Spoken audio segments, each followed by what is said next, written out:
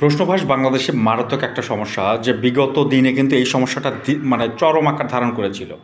ঠিক আছে, যে কোনো নিয়োগ পরীক্ষাতেই এই প্রশ্ন ফাঁসটা আসলে একেবারে চরম আকার ধারণ করেছিল। কিন্তু আমরা আশা করেছিলাম যে নতুন সরকারের অধীনে, অর্থাৎ নতুন বাংলাদেশে জুলাই অভ্যুত্থান পরবর্তী সময়ে এ ধরনের সমস্যাটা আসলে একটু হলেও হ্রাস পাবে। কিন্তু 10 জানুয়ারি 2026-এ যে সমস্যাটা দেখতে পারলাম একেবারেই একই, অর্থাৎ প্রাইমারি নিয়োগ পরীক্ষায় যে সমস্যাটা, ঠিক বিগত সরকারের সময় যে ধরনের সমস্যা হয়েছিল, অর্থাৎ বিভিন্ন ধরনের নিয়োগ বাণিজ্যের ফলে বিভিন্ন ধরনের প্রশ্নপত্র ফাঁস হতো, ঠিক সেম সিস্টেমে 10 জানুয়ারিতে এই ধরনের প্রশ্ন ফাঁস হয়েছে। এটা তীব্র নিন্দা আমরা জানাচ্ছি। এবং এই যে ফ্যাসিস্ট সরকারের পরবর্তীতে যে ইন্টারিয়াম গভর্নমেন্ট এসেছে, ইউনূস সরকারের আসলে সময় আমরা এই ধরনের বিষয়টা আশা করি না। আশা করব সুষ্ঠু তদন্ত করে এই পরীক্ষা বাতিল যেহেতু করেছে, পূর্ববর্তী যদি এই পরীক্ষা নেওয়া হয় ই নিয়োগের আন্ডারেই, সেই পরীক্ষাতে যেন কোনোভাবেই এই প্রশ্ন ফাঁসের ব্যাপারটা না ঘটে। ঠিক আছে, যদি এই প্রশ্ন ফাঁস ঘটেই থাকে তাহলে আমরা কখনোই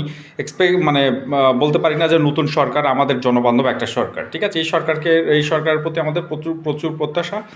আশা করব যে এই সরকার জনগণের কল্যাণে, শিক্ষার কল্যাণে এবং সামগ্রিকভাবে পুরো ব্যুরোক্রাসি সেটাকে ঢেলে সাজাবে, এবং নির্বাচনের আগ পর্যন্ত যে ধরনের সিদ্ধান্তগুলো নেবে, যে ধরনের নিয়োগগুলো হবে, মানে নির্বাচনের আগ পর্যন্ত সেই নিয়োগগুলো যেন সুষ্ঠুভাবে এবং স্বচ্ছভাবে হয়ে থাকে। এটা আসলে মূলত আমরা প্রত্যাশা করি। ধন্যবাদ।